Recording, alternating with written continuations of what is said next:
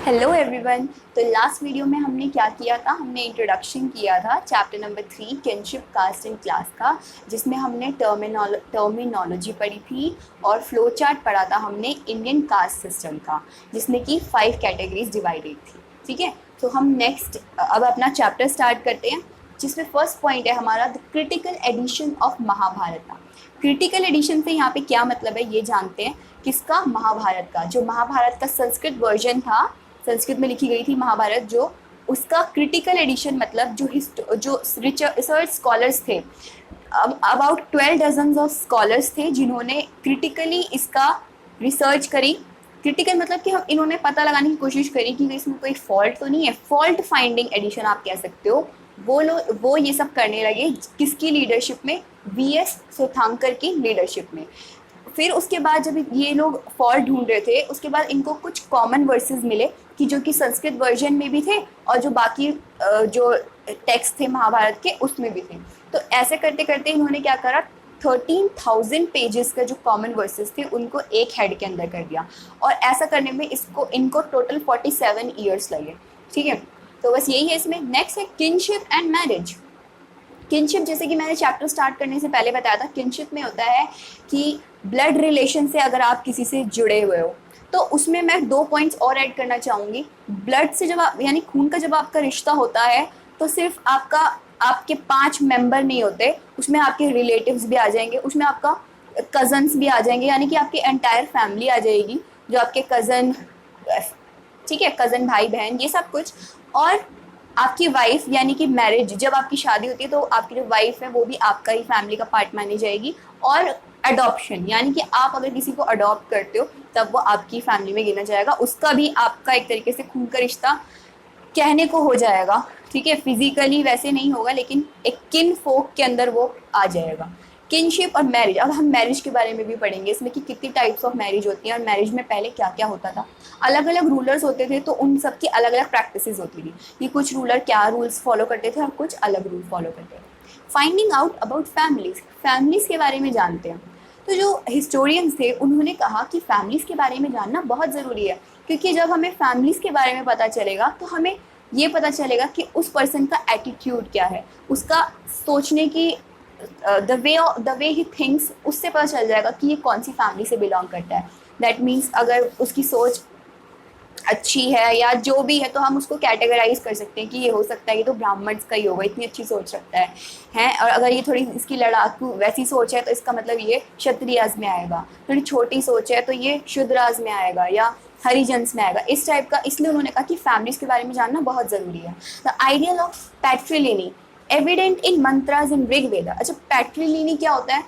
पैट्रिलिनी मतलब आपके फादर की साइड से अगर हम एंसेस्ट्रियल वो देखें, जैसे आपके परदादा के परदादा मान लो, उनका बेटे आपके परदादा, उनके आपके दादा, फिर आपके पापा, फिर आपके भाई, मतलब आपके उनका बेटा।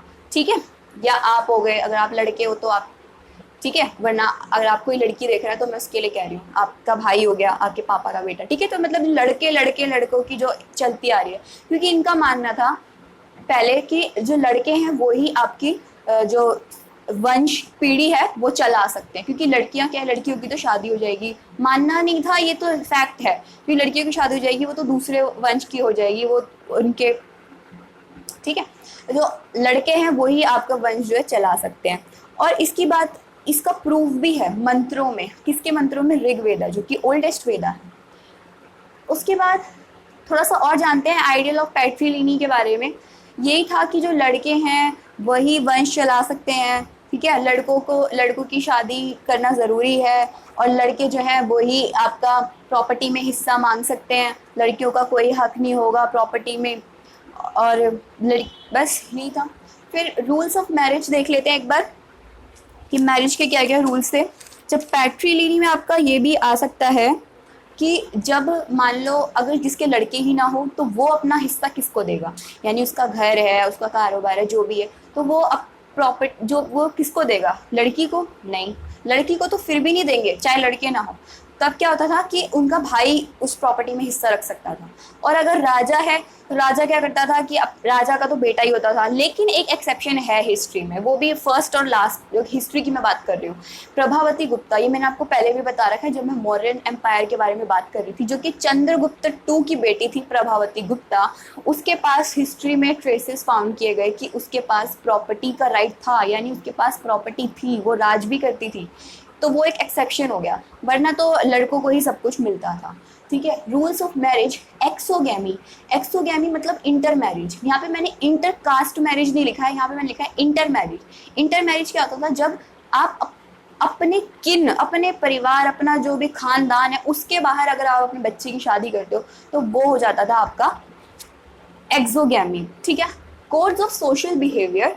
अब जो ब्राह्मण्स थे उन्होंने बोला कि हम जो हैं यूनिवर्सल वैलिड हैं, हम, उन्होंने अपने आप को बोल दिया कि हमें यूनिवर्सल वैलिडिटी मिलती है, यानी कि जो हम कहेंगे वही तुम्हें मानना पड़ेगा, वही सबको मानना पड़ेगा। यहाँ तक कि जो कि क्षत्रियाज हैं वो कहने को तो रूलर्स थे, लेकिन जो सोशल बिहेवियर होता है, एक सोसाइटी में जीने का तरीका, जो भी आपको रूल्स एंड रेगुलेशन फॉलो करने हैं वो ब्राह्मण बताएंगे, जो ब्राह्मण कहेगा वो ही होगा।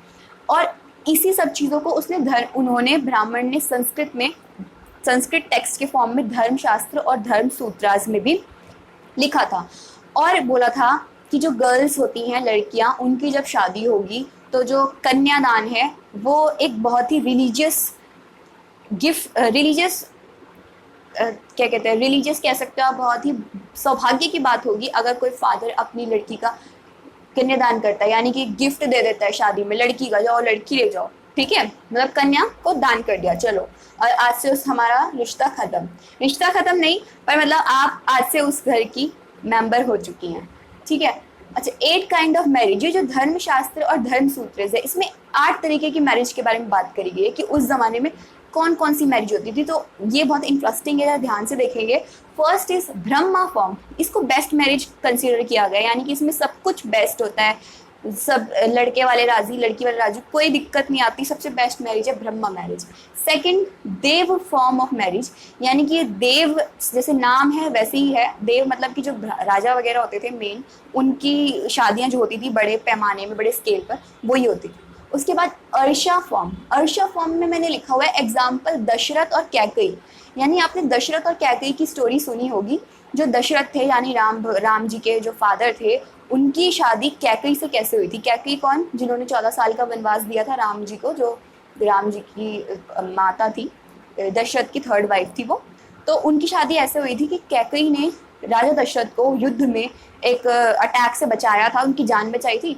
तो उन्होंने सोचा कि चलो इसी से शादी कर लेता हूँ, दोनों राजी हो गए थे। लेकिन उसमें अर्षा फॉर्म में ये होता है, उल्टा होता है। जो लड़का वाला होता है, यानी जो राजा दशरथ होते हैं, वो पैसे देते हैं कि हमें तुम्हारी लड़की चाहिए तो पैसे लो, या फिर गाय दे देते थे गिफ्ट में पहले ज़माने में कि हमें आपकी लड़की चाहिए तो आप पैसे ही ले लो चाहे तो। ठीक है, ऐसे। उसके बाद प्रजापात्या होता है चाइल्ड मैरिज, बाल विवाह। बाल विवाह में जैसे शादी कर दी तुमने अपने बच्चों की, दोनों छोटे छोटे हैं, ठीक है, एक तरीके से स्टैंप लग गई कि इन्हीं की शादी होगी, लेकिन उसको एक कमेंसमेंट नहीं कहा जाएगा कि वो शादी मान ली गई है। वैसे जब वो मेच्योर हो जाएंगे तब वो साथ में रह सकते हैं, लेकिन अभी वो बच्चे होते हैं तो एक तरीके से स्टैंप लग गई कि इनके बड़े होके भी इन्हीं की शादी होगी। और लड़की को भेज देते हैं लड़के वालों के यहाँ, जो लड़के का फादर होता है वो ही लड़की की प्रोटेक्शन करता है और सारी जिम्मेदारी वो लेता है। फिर है असुरा फॉर्म। असुर फॉर्म में क्या होता है, लड़का जो है चाहता है कि मुझे लड़की से शादी करनी है, लेकिन लड़का जो है वो अच्छा नहीं है, सूटेबल नहीं है। जैसे असुर है, नाम जैसा है वैसी उसके काम भी हैं, लेकिन उसको वो क्या करता है, ज़बरदस्ती कहता है कि मैं कुछ भी दे दूंगा, मैं पैसे ले लो, ये ले लो, लेकिन किसी से शादी करनी है। ये हो गया असुर फॉर्म। गंधर्व, तो असुर फॉर्म में कभी कभी करनी भी पड़ जाती थी लोगों को क्योंकि उनको पैसा मिलता था। फिर हो गया गंधर्व फॉर्म, जो कि लव मैरिज है, सिंपल लव मैरिज, एक दूसरे से प्यार हुआ, शादी करनी है। राक्षस फॉर्म में क्या होता था कि जो लड़की है, लड़की चाहती है कि मुझे इस लड़के से शादी करनी है, लेकिन लड़की के परिवार वाले अगेंस्ट हैं कि नहीं, हम नहीं कराएंगे तुम्हारी इससे शादी।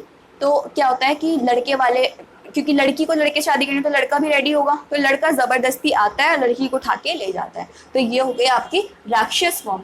फिर लास्ट है पैशाच फॉर्म। इसमें क्या होता है, लड़की को नहीं पता कि मेरे साथ क्या हो रहा है, यानी कि उसको बेहोश कर दिया या कुछ कर दिया, उसकी मर्जी नहीं ली गई, उसकी ज़बरदस्ती जब शादी करा देते हैं तो वो हो गया आपका पैसाज फॉर्म। तो इस वीडियो में बस इतना ही करेंगे, टाइप्स ऑफ मैरिज हमने ये सब कंप्लीट कर लिया है। अगर वीडियो पसंद आई, इंटरेस्टिंग लगी हो, मज़ा आया हो समझने में, तो लाइक ज़रूर करना और कमेंट करके बताना कि आपको ये वीडियो कैसी लगी। अपने सभी फ्रेंड्स के साथ शेयर करना और स्टे ट्यून्ड इसकी नेक्स्ट वीडियो के लिए। Till then take care, like share and subscribe to my channel. Bye bye.